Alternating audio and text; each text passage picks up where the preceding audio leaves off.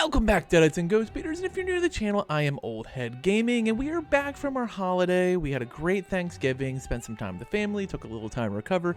We came back last evening with an Evil Dead stream, and today we're going to focus on what is the status of Ash vs. the Evil Dead. As we saw the initial launch promotion of Evil Dead, the game, it was very predominant. We saw the 4 Ashes first. Of course, El Jefe was amongst them. And then we saw the big reveal of Kelly and Pablo, where Dana De Lorenzo and Ray Santiago are coming back to reprise their characters and resume playing Pablo and Kelly. And then we saw the final drop, which was the Henry and Arthur reveal, and we saw Amanda Fisher was in the gameplay, so we knew she was coming as well. And then about 2 days before the game launched, they dropped a video showing leaks of the El Jefe funeral skin, which turned out to be the Mission 2 reward, and that was it. There's been nothing since then, and now we find ourselves in a situation where Ash vs. the Evil Dead has been completely ignored by Season Pass 1. So, Season Pass 1 was just dominated by Army of Darkness. We had 2 of the 4 characters come from there. The only demon came from there. A lot of the skins came from there. If you don't count the first season pack, which included nothing but Evil Dead 1 and Evil Dead 2 skins, that was the only time they got represented. And then, of course, there was the 2013 update. So we've gotten this weird situation where Ash vs. Evil Dead, which might be the most known part, especially for newer players. Like, a lot of players that joined the game had seen the series, may not even seen the movies, even though Army of Darkness is probably by far the most popular of the movies. And what happens is now this whole subset has been pretty much ignored since launch. And it makes me wonder, like, what could possibly happen? Because let's be honest, yeah, they're doing really well pulling stuff from Army of Darkness. Like, they've pulled minor characters. Like, we haven't even seen, like, the Wise Men or Sheila get added to the game. Like, minor characters like the Blacksmith and the Witch have been turned into these bigger characters that are now playable as Plaguebringer and the Blacksmith. And we got this situation where there's such a dearth of availability with Ash vs. the Evil Dead, it could keep the game going for years with content. Now, the question is, who should they bring? And I think we're going to look at this in 2 ways. First, we're going to look at survivors, and I'm going to do 5 survivors, and then we'll look at this as demons, and I'll do 5 of those as well.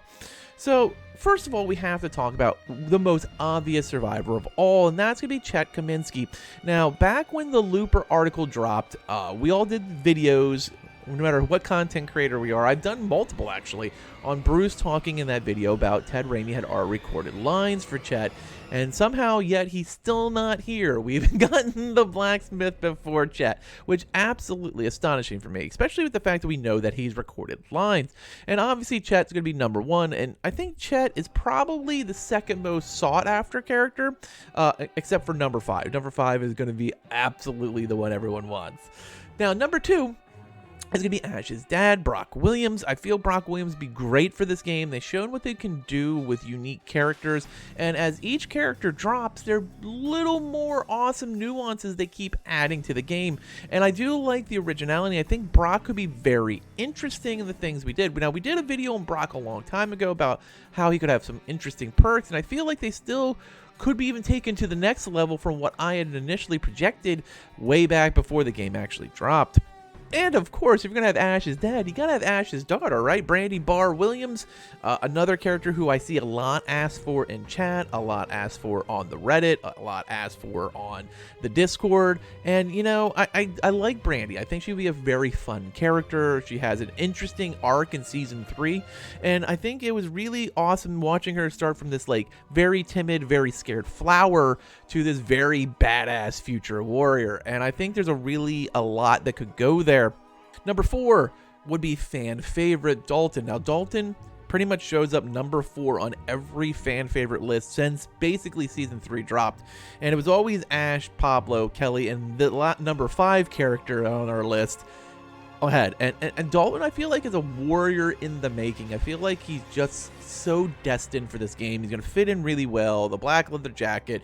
He just kind of that character that just seems like a no-brainer. And of course, number 5 is also demon number 1, and that's Ruby. Like, Ruby is the character. Like, the fact that she's not here and we're, 7 months out from launch is absolutely mind-blowing to me. Like, if there is a character that everyone wants, and I don't care if you just get her in as a leader, or if you get her in as a demon, like, Ruby needs to be here, and we need to feel Lucy Lawless's presence because her thumb was just printed all over Ash versus the Evil Dead, and I feel like she's like that character that just doesn't make sense why she's missing at this point. And the only thing that can lead me to believe why we don't have Ruby is they have to want Lucy to record voice lines, and she must just be too busy in New Zealand where she's filming a show right now to do the lines. That's the only thing that makes any sense of why a character of such magnitude is not in the game. Now, I did say she was also be Demon number 1, and I want to give an honorable mention for survivors to, I think, probably the most interesting character that we never really got to really flesh out, and that was Lex. Lex was the cyborg from the future. I think she would be absolutely awesome as a survivor, and we get, especially if we decide to do an arc where it focuses on the future, where we get a future wasteland, all the future outfits, maybe Brandy, maybe Lex. Like, that would be a really, really, really cool approach. So that's an honorable mention for the survivors for Lex. I think she could be the most unique one because there's so much they could do with her, and the fact that there's so little we know about her other than like the one episode she was in. I feel like there's a lot we could do there. So now let's shift gears and talk about demons we could see from Ash versus the Evil Dead. And I've already started it off with Ruby, of course, as Ruby was kind of part demon, part hero, depending on which season she was in, which version of her. She kind of went through a interesting arc in season 2 where she kind of became human and had to learn to be a little more softer and rely on people, and that her kids were really the bad ones. It's like that meme, are we the baddies? And you know, it was very great to see her. And then of course in season 3 she just went balls to the wall evil. So Ruby obviously sits on the top of the list, and I think probably as much as people would like Ruby to be a demon, I feel like Ball would be right behind her. The character who was kind of in the background in season 1, but the predominant villain of season 2, without a doubt. He made his presence felt with some of the most unique scenes. Of course, he had some pretty cool powers of being able to like literally steal the skin from his enemies and kind of walk amongst man. So there's like a lot of cool stuff they could do with Ball. And I think like he's one of those characters that like you think about Ash versus the Evil Dead, and the asylum scene with Ball and Ashy Slashy, it's just one of those that just kind of stands out as one of the more unique and fun moments of season 2 and the entire series for that matter.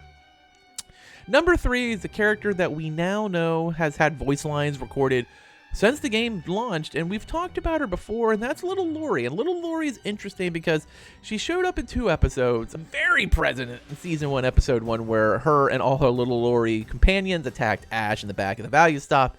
And of course, we all know that Little Lori hates Ash, and she's had lines, lots of lines. We've actually gone into this a little bit before, and we did a really deep dive on Little Lori. I think she would be fun. Now, the question is, can they make it work?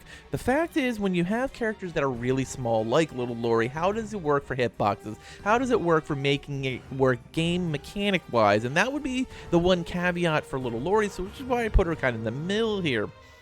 Number 4 is Ash friend turned militia bombing monster Lem, and I feel like Lem really would be really cool to add as a free update. Like, you add a map, you add Lem, like as a good combination. You can do like that Michigan militia map where it's kind of a lot of forest, but you have an underground component. Like, there's a lot they could really do with this that would make for a lot of fun.